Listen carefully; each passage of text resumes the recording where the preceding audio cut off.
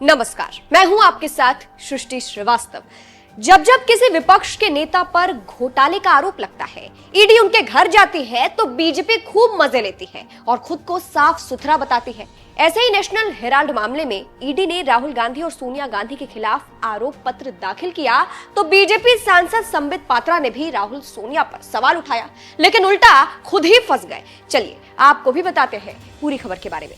दरअसल ईडी की टीम ने नेशनल हेराल्ड केस में कांग्रेस के दो दिग्गज नेताओं के खिलाफ चार्जशीट दाखिल की है। ईडी ने कांग्रेस सांसद राहुल गांधी और कांग्रेस नेता सोनिया गांधी के अलावा ओवरसीज कांग्रेस के अध्यक्ष सैम पित्रोदा के खिलाफ आरोप पत्र दाखिल किया। इसके बाद से पूरी बीजेपी एक्टिव हो गई और लगातार निशाना साध रही है। राहुल सोनिया पर संबित पात्रा ने डकैती करने का लगाया आरोप। मीडिया से बात करते हुए संबित पात्रा ने नेशनल हेराल्ड केस में राहुल और सोनिया पर कई आरोप लगाए। उन्होंने राहुल सोनिया के ईडी से पूछताछ पर कहा कि आप डकैती करोगे तो पूछताछ होगी। इसके अलावा संबित पात्रा ने राहुल सोनिया को लेकर यह तक कह दिया कि मां बेटे ने डकैती की है। आप पहले उनका बयान सुनिए। बताओगे, मगर बिना शेयर होल्डर को बताए ये सारे शेयर ट्रांसफर कैसे यंग इंडिया को हो गए? तो ये भारतीय जनता पार्टी केवल नहीं कह रही है, ये शांति भूषण जी और मार्कंडेय काटजू जी भी बता रहे हैं। तो इस प्रकार से जो पूरा गोरख धंधा हुआ है 2008 में यंग इंडिया, 2010 में यंग इंडिया खोल करके 2008 से 2011 के बीच जो ये खुराफाती हुई है, ये डकैती है। मां बेटे ने डकैती की है। अक्यूज नंबर 1 है सोनिया गांधी, अक्यूज नंबर 2 है राहुल गांधी। तो सुना आपने, लेकिन यहाँ राहुल सोनिया पर बोलकर संबित पात्रा खुद ही फंस गए हैं। सोशल मीडिया प्लेटफॉर्म एक्स पर लोगों ने उन्हें ट्रोल करना शुरू कर दिया है। एक यूजर ने लिखा, सरकार बदलने पर पूरी बीजेपी जेल में होगी। दूसरे यूजर ने लिखा, देश संबित पात्रा का बपौती है। ये देश डॉक्टर भीमराव अंबेडकर जी के संविधान से चल रहा है। गलत करने वाले सभी जेल गए थे। अमित शाह भी जेल जाने के बाद गृह मंत्री बनने का रास्ता साफ होता है। तुम्हारा भी नंबर आएगा एक समय बाद जेल जाने का।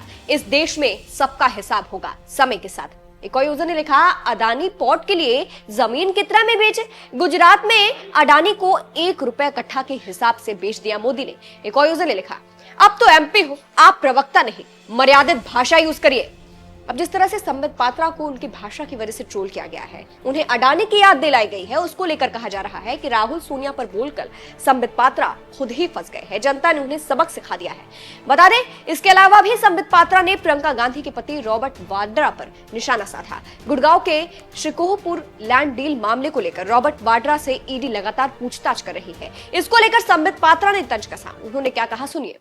आप सोचिए, रॉबर्ट वाड्रा भी पकड़ा गया है।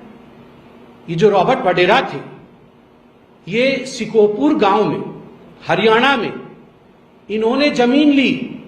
इन्होंने लगभग 3.5 एकड़ को जमीन खरीदी। कितने में खरीदी?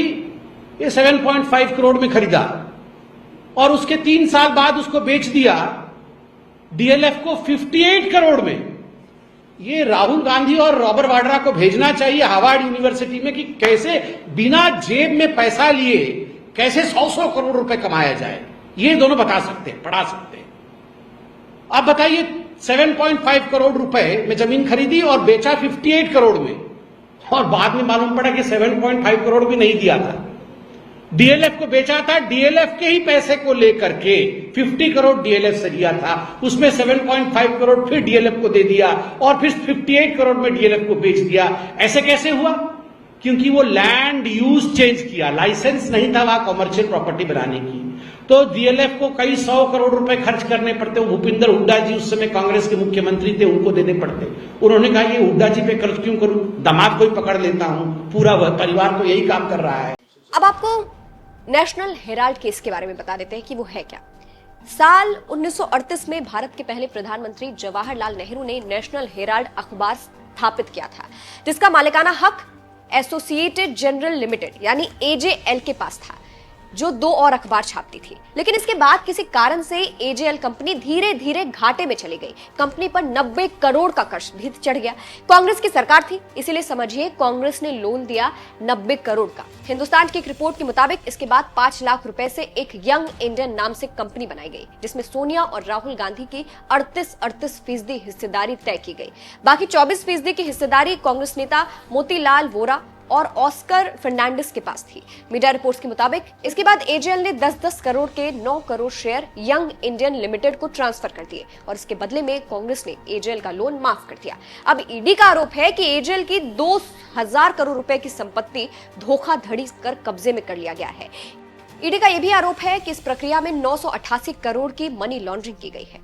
2012 नवंबर के महीने में बीजेपी नेता सुब्रमण्यम स्वामी ने केस दर्ज करवाया था। बीजेपी नेता सुब्रमण्यम स्वामी ने अपनी याचिका में कहा था कि यंग इंडियन प्राइवेट लिमिटेड ने सिर्फ 50 लाख रुपए में 90 करोड़ रुपए वसूलने का उपाय निकाला है, जो नियमों के खिलाफ है। इसी मामले में राहुल और सोनिया से ईडी पूछताछ कर रही है। फिलहाल इस पूरी खबर पर आपकी क्या राय है, कमेंट करके जरूर बताइएगा। नमस्कार।